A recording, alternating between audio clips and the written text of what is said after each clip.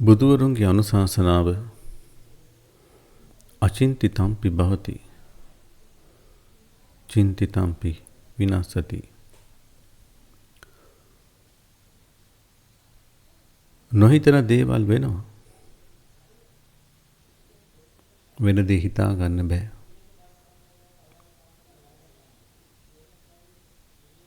හිතුවත් බලාපොරොත්තු වුණත් ආසාවෙන් හිටියත් ඒ හැම දෙයක්ම ඒ විදිහටම වෙන්නේ නැහැ. බොහෝ දේවල් බලාපොරොත්තුෙන් හිටියත් ඒවා වෙනසෙනවා.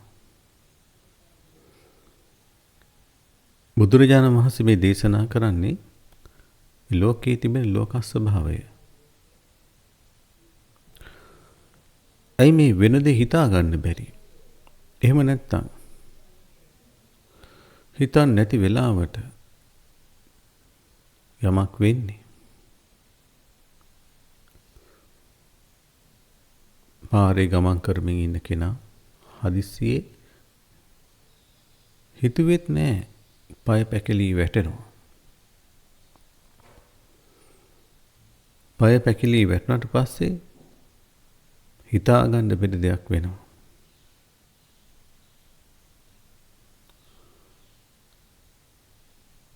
ඒ වගේම ලස්සන ජීවිතයක් බලාපොරොත්තු වෙන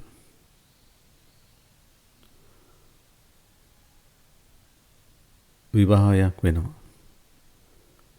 හොඳ මහත්තයෙක්, හොඳ නෝනා කෙනෙක් කියලා. නමුත්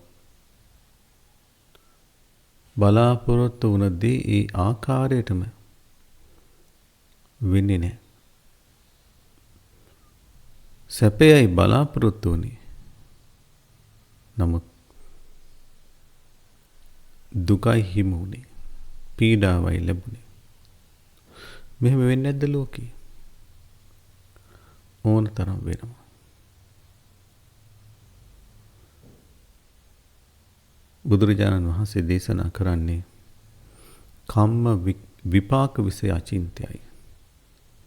හිතා ගන්න බෑ තමන් කරපු ක්‍රියාවේ විපාකය කොයි වෙලේද ලැබෙන්නේ.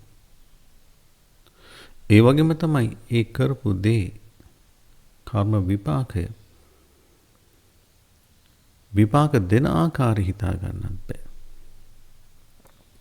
කවද්ද කොයි වෙලේද කියන එක අපි දන්නේ නැහැ.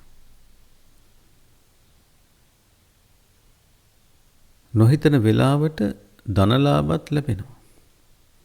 ඒකත් හිතා ගන්න බැරි විදියට කෙනෙක්ගේ ජීවිතේට ලැබෙනවා.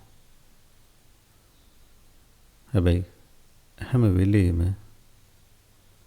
නිරන්තරයෙන්ම වැඩි වශයෙන්ම ධනලාභ ලැබෙන්නේ බොහෝ විට සිදු වෙන්නේ ඒ ධනලාභය හදිස්සියෙන් ලැබෙනවා. නමුත් ව්‍යසනය නම් නිරන්තරයෙන්ම ලැබෙනවා.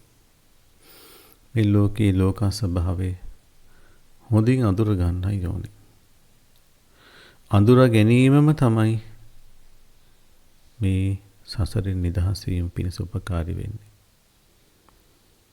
ඒ නිසා ඔබ නිරන්තරයෙන්ම සිහිය උපදවාගෙන ඉන්න. මේ ගෙවන මනුස්ස උපත තුළ, මනුස්ස ජීවිතය තුළ යහපතේම යෙදෙන්න. කුසලයේම කරන්න. යහපත කළොත් යහපත් විපාක ලැබේ. අකුසලයේ කරොත් අකුසලයේ විපාක ලැබේ. පාපයේ කරොත් පාපයේ විපාක ලැබේ. ඒ පාපයේ විපාකය ව්‍යසනයක් විදිහට එන වෙලාව හිතා ගන්නවත් බෑ. මෙබඳු ආකාරයේ දුකට බර, සැකයට බර, බියට බර මේ සසර ඉක්මවා යන්න ඔබ කුසල් වඩන්න. ඒක තමයි මේ මනුස්ස උපත තුළ කරන්න තියෙන හොඳම දේ. ශාසනය තුළ කුසලයෙන් වැඩෙන්න, නිවනින්ම සැනසෙන්න.